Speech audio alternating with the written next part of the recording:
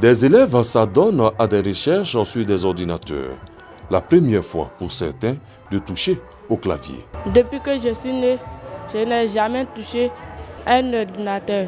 C'est cette année que j'ai commencé à toucher un ordinateur grâce à l'école. C'est ma première fois de manipuler l'ordinateur. Je veux utiliser l'ordinateur à cause de cet exercice. Nous sommes à la salle multimédia du lycée moderne de Tieningoué dans la région du Béré. L'établissement secondaire vient de bénéficier de 10 ordinateurs.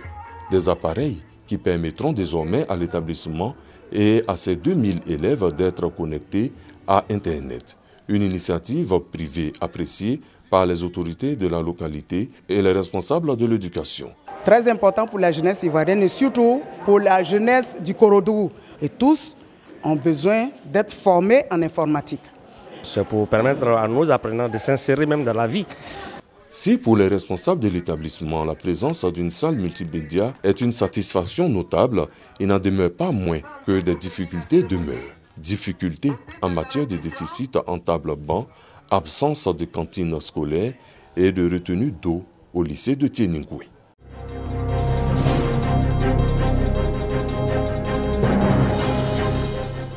Ambiance de fête se joue au quartier d'Avsi, cathédrale 2 de San Pedro. Les habitants de ce quartier ont bien raison de manifester leur joie et de dire merci. J'ai mon enfant qui est tombé malade là, qui a eu un problème de ventre, qui a traîné. J'étais obligé de la supporter et la mettre sur une mobilette pour pouvoir en tout cas l'amener à l'hôpital. Donc vraiment c'est un peu difficile pour nous, quoi. Aller au CHU, il faut au moins 5 000 à 4 000 francs pour que le taximètre prenne ton malade pour aller jusqu'au CHU. Souvent même la personne meurt en route. Parce que vraiment c'est très difficile. Avec les côtes, on n'a pas de route, il n'y a pas de courant, c'est très difficile. Donc vraiment nous remercions l'Union européenne pour ce don. Fini donc cette souffrance. L'Union européenne, par le canal de l'ONG Aprozam, dote le quartier d'Avsi Cathédrale 2 d'un centre de santé intégré composé d'un dispensaire et d'une maternité et de 2 ambulances. Nous nous engageons à faire fonctionner immédiatement ce centre de santé parce que la population en a besoin. Nous vous rassurons de la pérennisation de ces actions. La remise de ce centre de santé intégré, entièrement équipé de matériel de dernière génération et des ambulances, a été faite par le représentant de la délégation de l'Union européenne en présence du premier adjoint au maire de San Pedro. Comme on le sait tous, le bien-être, ça commence par la santé. Et la santé, c'est un accès à des centres de santé, c'est des médecins qui sont mis à disposition, ce sont des équipements qui sont adéquats, et notamment dans le cadre de l'amélioration de la santé maternelle et infantile. Le centre de santé a coûté 100 millions de francs CFA et les 2 ambulances, 50 millions de francs CFA. Une clôture pour sécuriser ces biens serait la bienvenue.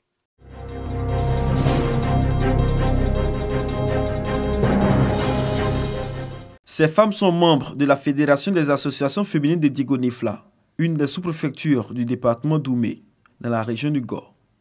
Elles se réunissent régulièrement. Aujourd'hui, lors du jour de leur rencontre porte sur les stratégies de développement de leurs activités. Elles ont bénéficié d'un appui de 10 millions de francs CFA du Conseil régional du Gor pour améliorer leurs revenus. Un appui qui a permis à ces femmes investies dans le commerce et dans le monde agricole d'accroître leurs revenus. J'ai investi dans le champ de bananes. Quand les bananes ont produit, je commercialise sur le marché. Je suis installée présentement au marché de Digonifla. Je vends la banane. Aujourd'hui, la femme de Digonifla n'est pas celle qui attend qu'on lui dise sois belle et tais-toi, ou bien qu'elle attende son mari pour lui dire paye-moi une boîte d'allumettes. C'est des femmes qui, très tôt le matin, sont sur le marché. C'est des femmes qui sont dans les bas-fonds, qui font du riz, qui font du manioc, qui commercialisent ça. On a fait un grand champ de riz. J'ai eu 30 sacs. J'ai eu 30 sacs. C'est ça que je nourris les enfants. Et comme il n'y a pas les plénons, donc il reste encore là. Mais c'est sans compter avec les difficultés que ces femmes rencontrent l'exercice de leurs activités. Nous avons sémé 1 hectare de maïs. Malheureusement, les bœufs ont détruit tout le champ. Donc ce champ n'a pas pu aboutir. Mais le premier champ de manioc, là, on a souffert avec les bœufs. Mais quand même, ça a donné. Et dernièrement, on a déterré. On a eu l'argent. Parce que souvent, quand la femme déracine le manioc et qu'elle l'amène sur le marché, les femmes vendent le manioc là, elles achètent à vil prix. Ça ne nous arrange pas. Parce que c'est des prêts qu'il faut qu'on rembourse.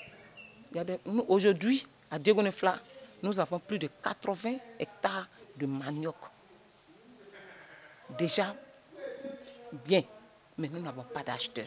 À Gagnoa, nous rencontrons un groupe de femmes de plusieurs quartiers de la ville, venues exprimer leur gratitude au président du conseil régional pour l'assistance quotidienne dont elles bénéficient. Le président du conseil régional Joachim Bagnon-Guégué, qui a fait de l'autonomisation de la famille une priorité, a rassuré ces femmes de la poursuite de sa politique. Nous avons beaucoup de bas-fonds. Nous sommes en pourparlers avec une société chinoise pour pouvoir exploiter ces bas-fonds.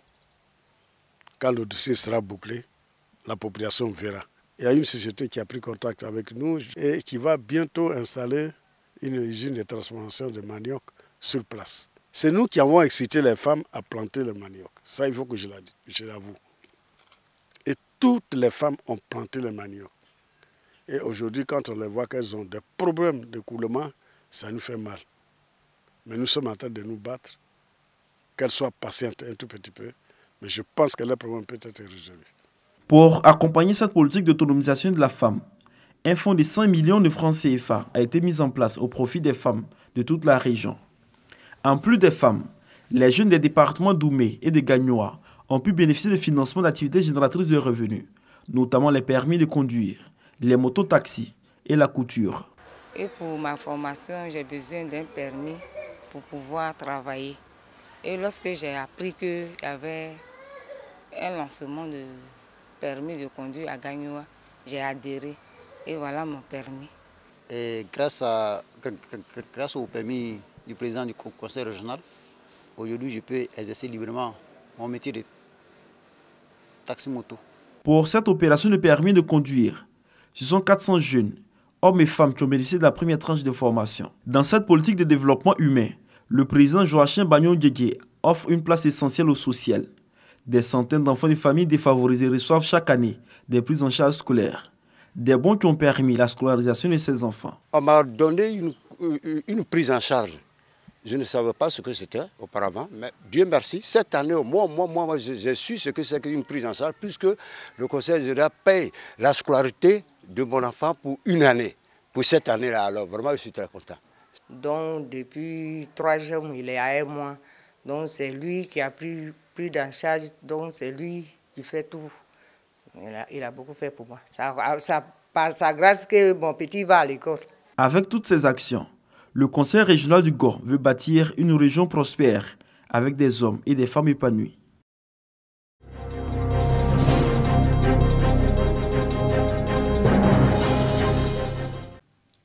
Du style, de la beauté, du spectacle.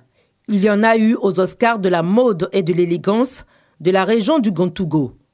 La cour de la mairie de Bandoukou a été le cadre d'expression du savoir-faire de jeunes couturiers et tailleurs. À travers des défilés, de créations en tenue traditionnelle et moderne, c'est toute la culture vestimentaire du Gontougo qui était à l'honneur. Par cette cérémonie de distinction, l'Association des couturiers et tailleurs de Bandoukou veut promouvoir l'artisanat et l'entrepreneuriat chez les jeunes de la région. Le parrain Hussein Dongosti Ouattara, directeur général du CROU Abidjan 2, a félicité les promoteurs pour leur initiative qui valorise la région. Il les a exhortés à se former pour innover. Beaucoup plus loin, il faut aussi nos couturiers, nos stylistes pensent à faire des vêtements de froid avec le modèle africain. C'est ce que j'appelle évoluer dans le temps et avec ce que les gens demandent. Je suis sûr et certain qu'une mode africaine bien pensée, bien soutenue, peut faire mal au-delà même de l'été en Europe aussi bien qu'en Afrique.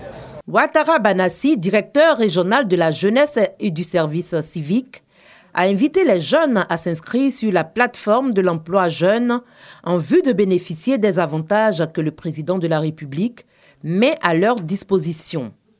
Le styliste Ibrahima Kamisoko, venu d'Abidjan, a soutenu ces jeunes talents. Plusieurs prix, dont le prix des tenues traditionnelles et celui des tenues modernes, étaient en compétition.